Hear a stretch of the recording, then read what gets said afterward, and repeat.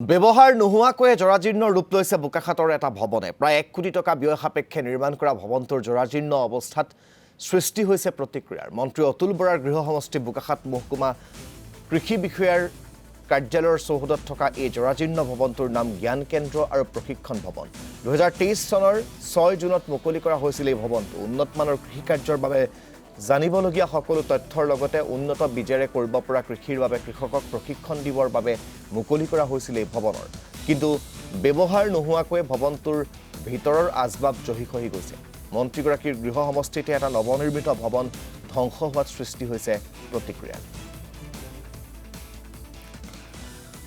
হকিতে মানে চাবলৈ আহিলোঁ আপোনাৰ দেখিলোঁ গোটেইখন ধ্বংস কৰি হেৰি হৈ আছে আপোনাৰ চিলিং ফেন নাই লাইট নাই গোটেই চিলিং ভাঙা আছে কিন্তু